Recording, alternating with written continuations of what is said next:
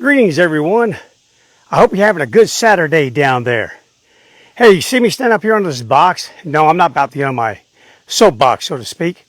But what I want to talk to you about today is the fact that if something were to come charging out of the woods back here behind me, or if some tree were about to fall on me, and it was an urgency in that I vacate this area, well, the first thing I'd have to think about is how to safely get down from the box. Okay, and our dogs, they're no different. In fact, they're actually more so than we are. For example, with Captain here. Come here, cow dog. There you go, buddy. Oh, slide off. Come on. Hop up there. There you go. Stay. Dogs are quadrupeds. We're bipeds. Quadruped predators like wolves and like your dog are scanning and moving animals, meaning a wolf is not an ambush creature. They move through the forest, scanning at a distance, looking for possible prey. Then when they identify the prey, then they start to slowly stalk the prey.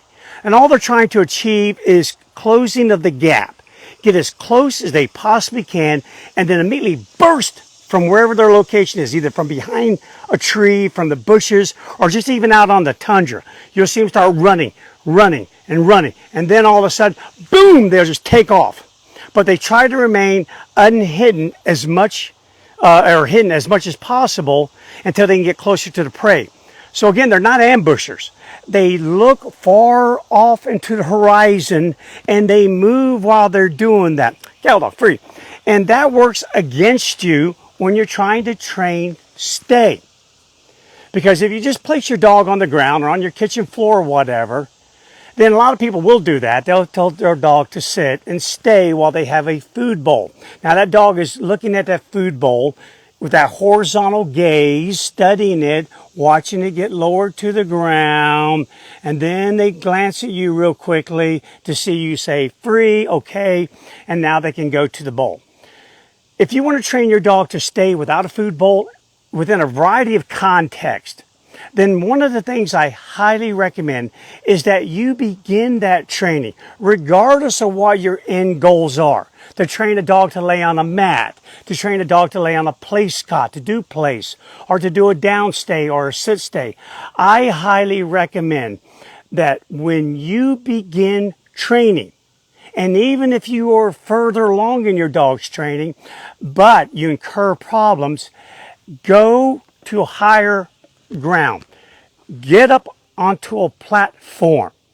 Because then when your dog makes a mistake, it first has to think about getting down. And when it makes that mistake, it becomes acutely aware of the fact that it's leaving that spot. And also the box or the cot or anything that you decide to use that is elevated off the ground becomes a reference point until muscle memory sets in, until the requirement of the behavior sets in. And once that happens, you can now take the dog off the platform. And again, you can use a place cot in your home or you can use a mat. But I always start listen to this, all stay training on an elevated platform. So cattle dog here buddy, hanging out over there. What you chewing on, man? Always chewing on something, I'm telling you what. Here we go, leash up here, buddy. All right, so the first thing you want to do is introduce your dog to the platform. A couple things about the platform: make sure it's not too high. You wouldn't want to use, for example, like a kitchen counter or anything that is so high that when the dog does leave it, does make a mistake, then it's not going to get hurt in the process. We don't want that. But we do want it to be high enough for the animal to take notice. Watch, for example, when Captain gets off this, look where he looks. Free. And look at him, on his own. On his own. Let's do that again. Come on, Cattle, hop up there, buddy. Just watch this. Watch. Don't look at me. Look at him. Cattle dog. Free. Look at him, look down. That's exactly what they do. That's what I'm going to do. If I'm up here on this platform and I look behind me and something's coming, first thing I'm going to do is glance down just real quickly, make sure I'm sticking the landing, baby, so I don't break an ankle or or get hurt in the process of trying to get away from whatever danger is behind me. Cattle dog, hop up there, buddy. Okay, so the first thing you'll want to do is, I always recommend, no matter how far your dog's along in training, so maybe your dog's an intermediate training dog or an advanced training dog, doesn't matter to me. On the leash you go. On the leash, go back to the leash. Keep it simple, stupid rule. Start right, end right. You hear me say these things all the time. Why do I say them all the time? Because they work. Back on leash, no dishonor in that. Once your dog's on the platform, whatever command you give, I don't care if it's scuba knock. Make sure, I would always recommend also adding a visual component. They learn with their eyes first, touch second, he's touching that box. So here we go, stay. And then when I say stay, go through all your regular stuff that you do. I call it, let me get back on the frame here, the 3 Ds. Distance, duration, distraction. Distance, how far can I go away from you that you'll do this behavior? Duration, how long can you keep this behavior on your mind? And distraction, under what conditions will you do this behavior? Within what context? What referent? Work all 3. Work it on the box till you and your dog can do it in your sleep. Remember the video on sleep? They practice things over and over and over again in their sleep if they're given the opportunity to sleep right after training. Keep that in mind. All right, but again, the raised platform helps us, because if Captain makes a mistake, if he gets down, then he has to think about leaving this spot. Whereas if I just have him on the ground, he sees something at a distance, being a horizontal gazing creature, he just starts moving towards it. Now he gets about 3 or 4 feet away from this spot. Now suddenly Bryan goes, no. This is an animal that could be very confused at the moment. It's kind of like, oh, okay, no, what? Dude, you just left. You're supposed to be back over there. Over where? Where's where? Box. On the box. They get it so much easier.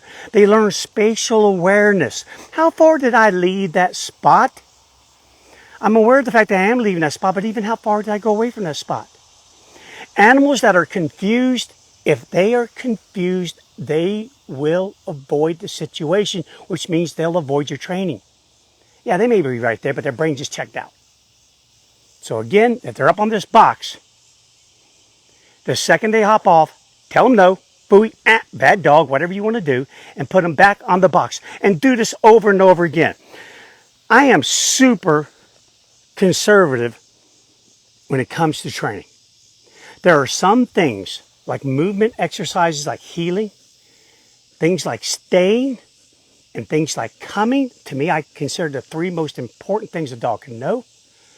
I do it hundreds, if not thousands of times at the fundamental level. I'm in no hurry to go advanced. I'm in no hurry to go off leash. Captain wasn't off leash. He's 7.5 now. Yeah, he's well over 2. I didn't push it, baby. Don't push it either. Okay, but that's another video on another day. Cattle dog, free. Just remember, if you want a dynamite stay, a reliable stay, a stay in which I don't make big mistakes. A big mistake is getting off and running through the forest. I have to chase you down or call you and then get you back on the box. A small mistake, the one I like, the one where I say, wrong is good. I hope you get off of that box. Please, Captain, get off the darn box. Because every time you do, no, back in the box. You learn. And then you start learning on a variety of conditions. In other words, if he could talk, he'd go, okay, Bryan, so when a deer runs back behind me back there, I got to stay on the darn box? You do. When the doorbell rings? Yep, that too. Even when my nieces come over? Yep, that too. Those are called reference. Work your dog through his reference. And again, if you want to, your eventual goal is to not lug a big box around with you everywhere, well then, you can start off on a cot. Cattle dog on the cot. There you go, buddy. Stay. Okay, you can start on a cot. And then if your end goal is to have your dog on a mat or a combination thereof, that's what I do with Captain. Free. Off the cot it goes. Then you can lay your mat on On the cot, to start with, it's elevated off the ground. So you got this magical mat, kind of like magic carpet. Here you go, cow dog. On there you go. There you go, buddy. Stay. Work your dog on the mat, on the cot, or the mat on the box, whatever the raised platform is. And then eventually, free. You can get rid of the raised platform. Let me back up here just a little bit so you guys can see. And then tell your dog, hop on this, there you go, and stay. And of course you can say place and do place or what have you, but now the mat becomes the reference point for the dog. It just slowly evolves to it. Good job, cattle dog. I'm gonna let you free, buddy. Free out of here. There you go. Okay, guys, so elevate your game. Lao Tzu said, one climbs, one sees. He's absolutely correct. But I said, one climbs, one stays. And I'm correct as well. So elevate your game. Go back to the box, go back to the elevated platform. Don't be in such a darn hurry to get off of it. Make it solid. Give me neuronal pathways. Trails through the forest, baby. Lock them in, and then when you lock them in, holy moly, you can have dogs doing stay everywhere under any darn condition in the world. I can park Captain on my backpack, and he'll stay there for hours on end on my backpack. And I can just give him a regular stay, and he is solid, baby, solid till he, well, till he goes unconscious, till he falls so deeply asleep that he wakes up and goes, hey, Bryan, was I still a stay? Yeah, buddy, you still, yeah, you sure are. Okay, so elevate your game. Make it happen. Make a great stay out there. I wanted to park this video in here because I've been seeing a lot of mistakes lately, and those mistakes would not have happened in the first place had the dogs been on a platform. And if you're having that mistake, get them back on that platform. If you just started your training on the platform, you go. Got any questions? Send them to me. All right, guys, I'm out of here. Enjoy the rest of your day, and I promise you the next video I'm going to do is on the Nash equilibrium. Again, as I promised you, talk about too many dogs in the household. What kind of problems can that create, and what do we do about it? I'll check in with you later. Take care. Good job, cattle dog. Not too bad, buddy.